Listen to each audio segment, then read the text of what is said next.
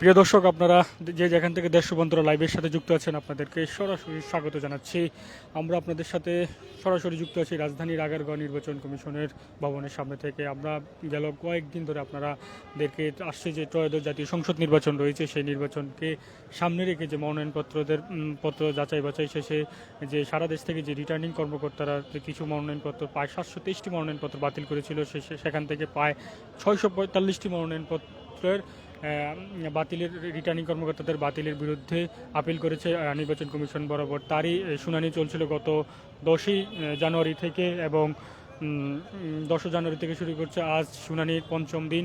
আপনার শুনানি শুরু হয় সকাল 10টা থেকে বিকাল 5টা নাগাদ, এবং প্রতিদিনই এতদিন প্রতিদিন শুনানি শুরুতে সকাল 10টা থেকে বিকাল 5টা পর্যন্ত। এছাড়া প্রতিদিন গত 4 দিন যাবৎ আমরা যে শুনানির যে সিরিয়ালের কার্যক্রম দেখছি, সেটি হচ্ছে আপিলের সিরিয়ালের কার্যক্রম অনুযায়ী দেখতাম। সেটি হচ্ছে 1 থেকে 70 জন পর্যন্ত আমরা প্রথম দিন দেখেছি। এরপর পর্যায়ক্রমে 70 জন ছিল, 70 জন করে প্রতিদিন শুনানি হতো গত 4 দিন ধরে দেখেছি। কিন্তু আজ কিছুটা আমরা ব্যতিক্রম দেখতে পেয়েছি। আজ প্রায় 100টি মনোনয়নপত্রের শুনানি হয়েছে। সেখান থেকে 100টি মনোনয়নপত্রের শুনানি শেষে মনোনয়নপত্র মঞ্জুর হয়েছে 73টি, এবং নামঞ্জুর বা বাতিল হয়েছে 17টি, এবং অপেক্ষামান রেখেছে 10টি মনোনয়নপত্র।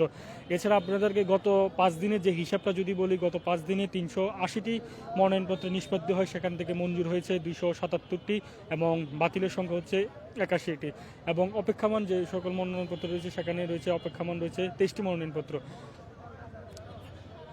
এখন পর্যন্ত 277 জন মনোনয়নপত্র ফিরে পেয়েছেন। বলা যায় যে তাদের নির্বাচনে অংশগ্রহণ করতে আর তাদের বাধা থাকলো না। প্রতিদিনে সকাল প্রার্থীরা এখানে এসে নির্বাচনের যে শুনানি কার্যক্রম অংশ নেন। শুনানিটি শুরু হয় নির্বাচন কমিশনের যে অডিটোরিয়াম রয়েছে সেই অডিটোরিয়াম থেকে। তবে শুনানি কার্যক্রম ঘিরে এখানে প্রার্থীরা এসে কিছু গণমাধ্যমের সাথে কথা বলে, এবং গণমাধ্যমে তারা কিছু অভিযোগ করে। সেটা হচ্ছে নির্বাচনের যে লেভিং প্লেইং ফিল্ড, যে নির্বাচনের যে পরিবেশ, সেই পরিবেশে নিশ্চয়তা নিয়ে তারা আশঙ্কা করে। তারা বলেন যে নির্বাচনের লেভেল প্লেইং ফিল্ড পুরোপুরি নির্বাচন কমিশন নিশ্চিত করতে পারেনি। এছাড়া মাঠ পর্যায়ে যারা নির্বাচন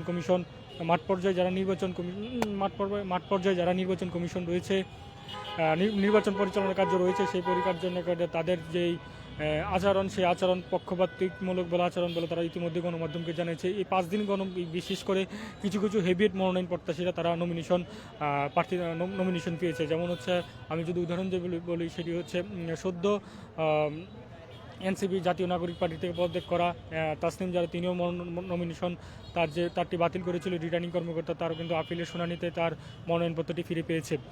এছাড়া বেশ কিছু রাজনৈতিক দলের হেভিওয়েট প্রার্থীরা মনোনয়নপত্র ফিরে ফিরেছে, এবং স্বতন্ত্র প্রার্থীদের মনোনয়নপত্র ফিরে পাওয়ার সংখ্যা কিন্তু অধিক। কারণ হচ্ছে 380টির মধ্যে যেহেতু 277টি মনোনয়নপত্রই ফিরে পেয়েছে, সেই ক্ষেত্রে হচ্ছে বলাই যাচ্ছে যে একটা আশঙ্কা বেশির অংশেই মনোনয়নপত্রগুলো তাদের নাম মঞ্জুর হচ্ছে, এবং না মঞ্জুর সংখ্যা খুব একটা বেশি না। এছাড়া এখানে যে সামনে যে ত্রয়োদশ জাতীয় সংসদ নির্বাচন রয়েছে, সেখানে যে সারা দেশে যে স্বতন্ত্র প্রার্থীরা নির্বাচন করবে, সেই নির্বাচনকে কেন্দ্র করে যে স্বতন্ত্র প্রার্থীরা নির্বাচন করবে, তারা এখানে নির্বাচন কমিশন শুনানি অংশগ্রহণ করতে এসে তারা বিভিন্নভাবে হয়রানির শিকার হচ্ছে বলে এখানে গণমাধ্যমকে অভিযোগ করেছে গত 4 দিন যাবৎ। এছাড়া নির্বাচন পরিবেশ নিয়ে তারা আশঙ্কা ব্যক্ত করেছেন। আর আরেকটি বিষয় যদি বলি আপনাদেরকে, সেই বিষয়টি হচ্ছে জানিয়ে রাখতে চাই আরেকটি তথ্য, সেটি হচ্ছে নির্বাচন কমিশনের এই শুনানি গত 4 দিন যাবৎ হচ্ছে শুনানি। প্রতিদিন শুনানি চলতো 70টি করে, কিন্তু আজ থেকে শুনানি শুরু হয়েছে। নির্বাচন কমিশন তার নতুন শিডিউল দিয়েছে, সেটি হচ্ছে আজ থেকে প্রতিটি দিন 100 জন করে শুনানি হয়েছে। তার পরিপ্রেক্ষিতে আজও 100 জনের শুনানি হয়েছে।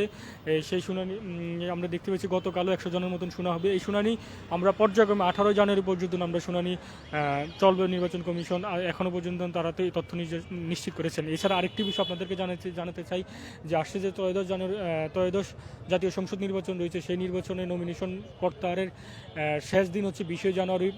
আর সারা দেশ ত্রয়োদশ জাতীয় সংসদ নির্বাচনে সর্বশেষ যে মনোনয়ন প্রত্যাশীদের তালিকা প্রকাশ করবেন, সেই হচ্ছে সব কিছু দেখভাল করে রিটার্নিং কর্মকর্তা, সেটি হচ্ছে 21শে জানুয়ারি এবং সেদিনে তিনি তারা প্রতীক বরাদ্দ দিবেন এবং 22শে জানুয়ারি থেকে নির্বাচনের প্রচার কার্যক্রম শুরু হবে।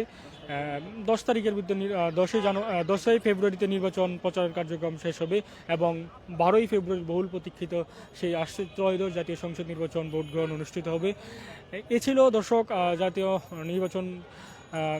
নির্বাচন নিয়ে আসছে যে ত্রয়োদশ সংসদ নির্বাচন নিয়ে যে নির্বাচন পরিচালনার সর্বশেষ তথ্য আমার কাছে নির্বাচন ভবন থেকে।